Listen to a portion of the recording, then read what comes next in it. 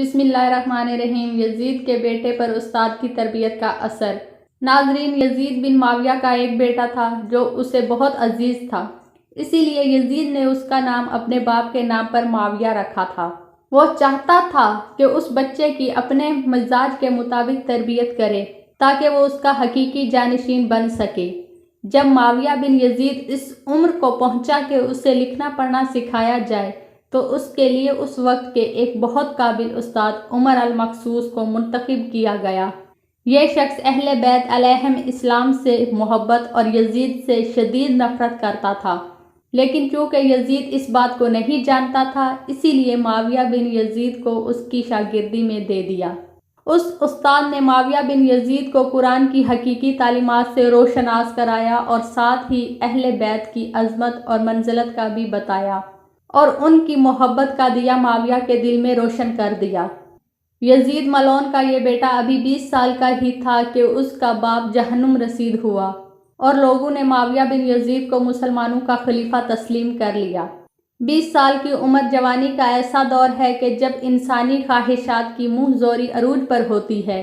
یزید کا جانشین ہونا اور پوری اسلامی مملکت پر حکمرانی کرنا اپنی تمام جائز و ناجائز خواہشات کو پورا کرنے کے لیے بہترین موقع تھا، لیکن معاویہ بن یزید 40 دن تک تخت خلافت پر بیٹھا اور ان 40 دنوں میں اس نے اپنے باپ کی شرمناک کارناموں کا بہت باریک بینی سے جائزہ لیا۔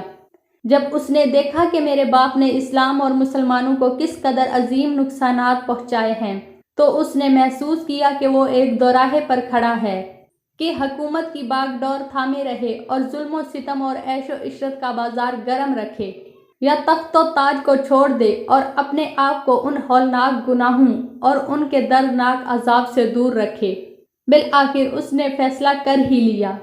اس کا فیصلہ ان سچی تعلیمات اور اس ایمان کے طفیل ہی ممکن ہوا جو اس کی رگ و پے میں شامل ہو چکا تھا۔ اس نے ایک عزم راسخ کے ساتھ حکومت کے عہدے داروں اور عوام کو مسجد میں جمع کیا اور پھر خود منبر پر جا بیٹھا۔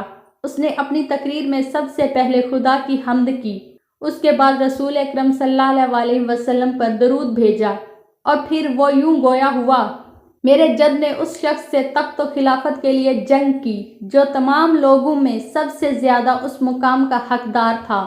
اسلام میں اس کا کردار سب سے زیادہ روشن تھا، شجاعت اور علم میں وہ سب سے آگے تھا، وہ سب سے پہلے ایمان لایا اور رسول خدا کے سب سے زیادہ نزدیک تھا، وہ رسول کا چچا زاد اور فاطمہ زہرا کا شوہر تھا۔ پھر بھی جب میرے جد نے اس سے جنگ کی تو تم سب نے میرے جد کا ہی ساتھ دیا اور میرے جد نے اس خلافت پر قبضہ کر لیا اور وہ اس وقت تک قابض رہا جب تک اس کی موت نہ آ پہنچی، اور اس کے بعد خلافت میرے باپ یزید کے حصے میں آئی۔ وہ اپنے اعمال اور بد کرداری کی وجہ سے ہرگز اس کا اہل نہیں تھا، لیکن وہ بھی اس پر قابض رہا اور اس کا نفس اسے بدترین کاموں کی ترغیب دیتا رہا۔ وہ اپنے برے کاموں پر بھی فخر کرتا تھا۔ اس نے بھی خدا کی بتائی ہوئی حدود سے تجاوز کیا۔ رسول اللہ کی اولاد پر اس نے بدترین مظالم ڈھائے، لیکن اس کی حکومت کی مدت بہت تھوڑی تھی اور بہت جلد اس کی شرمناک زندگی کا خاتمہ ہو گیا۔ آج وہ اپنے اعمال کے حساب کتاب میں الجھا ہوا ہوگا۔ جب معاویہ بن یزید کی بات یہاں تک پہنچی تو اس کا گلا رند گیا۔ کافی دیر تک وہ بلند آواز سے روتا رہا۔ اس کے بعد وہ دوبارہ گویا ہوا: اے لوگوں، میں تمہارے گناہوں کا بوجھ اپنے کاندھوں پر نہیں اٹھا سکتا اور نہ تمہاری دوستی کا طوق اپنے گلے میں ڈالوں گا۔ اب تم خود جو بہتر سمجھتے ہو کرو، یا وہ حکومت کرے جس کا تم انتخاب کرو۔ میں اپنی بیعت تم لوگوں پر سے اٹھاتا ہوں اور اس خلافت کو ٹھکراتا ہوں۔ معاویہ بن یزید کے ان جملوں نے محفل میں ایک طوفان برپا کر دیا۔ سب حیران اور راز تراب سے ایک دوسرے کو تکنے لگے اور پھر زور زور سے شور مچانے لگے۔ ہر شخص اپنی رائے دے رہا تھا۔ مروان بن حکم جو منبر کے نزدیک ہی بیٹھا تھا، اس نے کھڑے ہو کر معاویہ پر اعتراض کرنا چاہا، جس پر معاویہ نے غصے سے چیخ کر مروان سے کہا: مجھ سے دور ہو جا، کیا تو ہیلے اور بہانے سے میرے ذہن میں داخل ہونا چاہتا ہے؟ میں نے تمہاری خلافت کا مزہ نہیں چکھا ہے کہ تمہارے گناہوں کی ذمہ داری اٹھاؤں۔ اگر یہ خلافت فائدہ مند چیز ہے تو افسوس کہ میرے باپ نے اس کے ذریعے صرف اپنے گناہوں اور بدبختی میں اضافہ کیا ہے، اور اگر یہ نقصان دہ چیز ہے تو جو بدبختی اس سے میرے باپ نے سمیٹی ہے وہی کافی ہے، میں اپنے آپ کو اس سے آلودہ نہیں کروں گا۔ یہ کہہ کر وہ زاروں قطار رونے لگا اور پھر ممبر سے نیچے اتر آیا۔ بنو امیہ، جس کے لیے یہ واقعہ ایک بہت بڑا خطرہ تھا اور اس کے بعد خلافت ان سے چھن سکتی تھی، وہ اس کا انتقام لینے کے لیے سب سے پہلے عمر المقصوص یعنی معاویہ بن یزید کے استاد کے پاس پہنچے اور اس سے کہنے لگے، تم نے اس طرح اس کی تربیت کی کہ آج اس نے خلافت کو ٹھکرا دیا، تم نے ہی اس کو بھڑکایا ہے کہ وہ سب کے سامنے بھرے مجمع میں اس طرح تقریر کرے اور بنی امیہ کے ظلم و ستم کو سب کے سامنے بیان کرے۔ اس کے بعد ان ظالموں نے اس عالم کو پکڑ کر ایک گڑھا کھودا اور اسے زندہ دفن کر دیا۔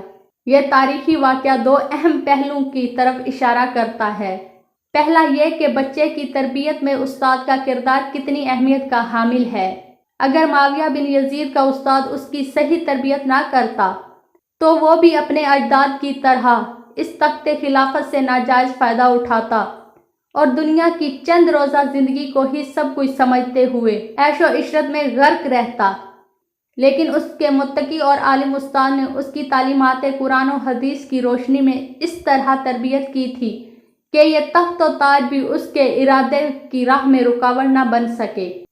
اور دوسرا یہ کہ اگر انسان حق کی جستجو میں ہو تو خداوند عالم اس کو باطل کی گمراہیوں سے نکال کر حق تک ضرور پہنچاتا ہے۔